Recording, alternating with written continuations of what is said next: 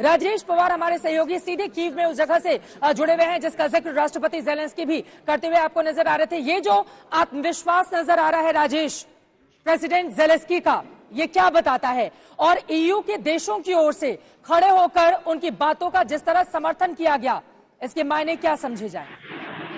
देखिए, जिस जगह का जिक्र किया है प्रेसिडेंट ज़ेलेंस्की ने, फ्रीडम स्क्वायर का, जो यूरोप का सबसे बड़ा स्क्वायर है, मैं इस वक्त वहीं पे खड़ा हूं जहां का वो जिक्र कर रहे थे। उन्होंने बोला कि यहाँ 2 मिसाइल स्ट्राइक किए हैं। जहां तक मुझे समझ में आया, उन्होंने बोला कि ये फ्रीडम स्क्वायर में स्ट्राइक किए 2 मिसाइल। मैं, अगर आप इजाजत दें, तो दिखाना चाहूंगा फ्रीडम स्क्वायर दर्शकों इस वक्त, और वहां क्या चल रहा है। क्या मैं दिखा सकता हूँ इसे घुमा के कैमरा को? इस वक्त राजेश दिखाएं, आप दिखाते भी रहें और बताते भी रहें, अपनी आंखों देखिए आप क्या आसपास देख अगर रहे हैं, आप देख महसूस कर सकते रहे हैं। हैं तो ये है फ्रीडम स्क्वायर, ये है यूक्रेन की संप्रभुता और उसके विद्रोह का निशानी। जितने भी यहाँ आंदोलन हुए हैं, जब भी यूक्रेन की नेशनलिज्म, पैट्रियटिज्म की बात आती है, तो वो शुरू होती है इस फ्रीडम स्क्वायर से। आप देख पाएंगे ये ऊपर फ्रीडम की वो देवी है जो रक्षा करती है यूक्रेन की, और ये उनका नेशनल सिंबल्स हैं। और ये देखें, पीछे एक ट्रक जो है यहाँ मिट्टी गिरा रहा है रोड को ब्लॉक करने के लिए। इस रोड को अभी ब्लॉक कर दिया जाएगा पूरा। ये मैं जो दिखा रहा हूं आपको, ये है फ्रीडम स्क्वायर यूक्रेन का, जिसकी बात राष्ट्रपति ज़ेलेंस्की कर रहे थे। अभी उनके कॉन्फिडेंस की बात है, बच्चों के मरने की बात है। कल मैंने अपनी रिपोर्ट में एक चिल्ड्रन हॉस्पिटल से रिपोर्ट दिखाई थी, वहां के डायरेक्टर का भी ये कहना था कि काफी बच्चे जो है हताहत होके यहाँ एडमिट हो रहे हैं हॉस्पिटल्स में। तो कहीं ना कहीं राष्ट्रपति ज़ेलेंस्की जो हैं, वो एक इमोशन इवोक कर रहे हैं पूरे विश्व में, और खासकर पश्चिमी देशों में, कि जो रूस कर रहा है वो बहुत ही बैरिक है, बहुत ही क्रूर है, और हम सबको इकट्ठा होकर इसके खिलाफ लड़ना पड़ेगा। वो कहीं ना कहीं ये आह्वान करते दिख रहे थे, और उनसे मदद की एक रिक्वेस्ट भी वो कर रहे थे, और जिसका काफी इफेक्ट इस वक्त वेस्ट में हो रहा है, यूरोप में हो रहा है।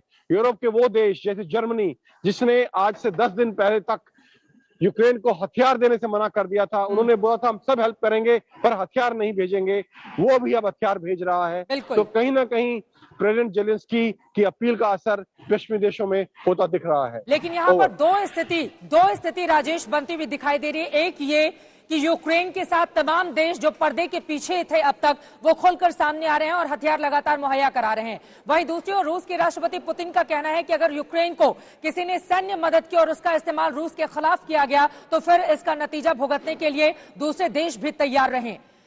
गुटों में बंटा हुआ ये दोनों का दोनों हिस्सा दिखाई दे रहा है। कुछ रूस के साथ खड़े हैं क्योंकि अब बेलारूस रूस के समर्थन में सामने आकर वो धीरे धीरे यूक्रेन के कुछ हिस्सों के भीतर दाखिल हो रहा है, तो वहीं दूसरी तरफ यूक्रेन के समर्थन में भी खोलकर तमाम देश सामने आने लगे हैं। इससे आशंका इस बात की और ज्यादा बढ़ जाती है कि कहीं दो खेमों में बटे हुए ये मुल्क आगे आने वाले वक्त में तीसरे विश्व युद्ध का शंखनाद हुंकार न कर दें।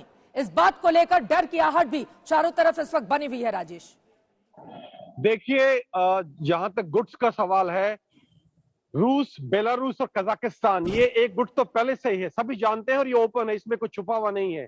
ये एक इकोनॉमिक अलायंस भी है और मिलिट्री अलायंस भी है, और नेटो दूसरी तरफ जो कि एक मिलिट्री अलायंस है। तो ये गुट तो पूरी दुनिया जानती है, ओपन है, सामने है।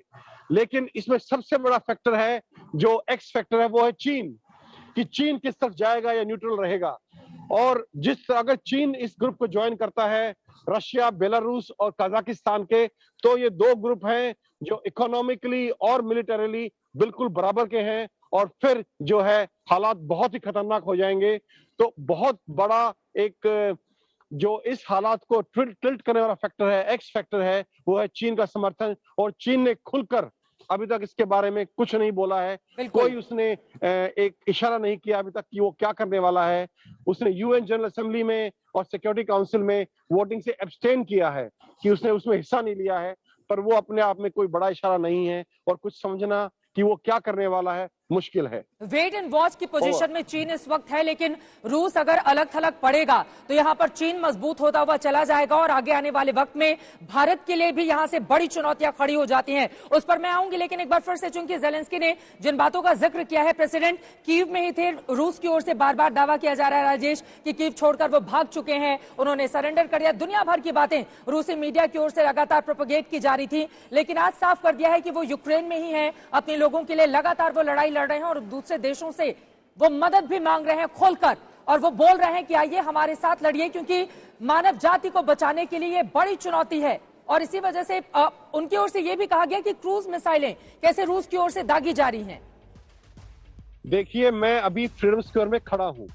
जो उन्होंने अपने भाषण में बोला है, अभी उन्होंने कहा है फ्रीडम स्क्वायर जो हमारी आजादी की निशानी है, वहां पर 2 क्रूज मिसाइल्स गिरी हैं और वो दबा हुआ है। मैं फ्रीडम स्क्वायर के अंदर खड़ा हूं इस वक्त, जिसका उन्होंने जिक्र किया है। कीव के बिल्कुल सेंटर में यहाँ कोई क्रूज मिसाइल नहीं गिरी है।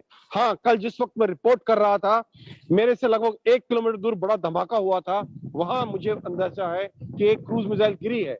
लेकिन फ्रीडम स्क्वायर प्रॉपर में यहाँ कोई बम, मिसाइल, रॉकेट या कुछ भी इस तरह धमाका नहीं हुआ है। मैं आपको अभी उसी जगह से रिपोर्ट कर रहा हूं जिसका जेलेंस्की ने अपने भाषण में जिक्र किया है।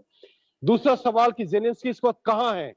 देखिए, कोई नहीं जानता उन्होंने ये एड्रेस कहां से किया है, लेकिन जब आप आम लोगों से बात करें, जो यूक्रेन के समर्थक हैं वो मानते हैं कि जेलेंस्की देश के अंदर ही है, और कुछ का तो ये कहना है कि वो इस वक्त दोनबास के इलाके में है, जहां इस वक्त घमासान लड़ाई चल रही है, और वो फौज के साथ वहां है उनकी सुरक्षा में और उनका मनोबल बढ़ाने के लिए वो इस वक्त वहां उपस्थित हैं। Over to you.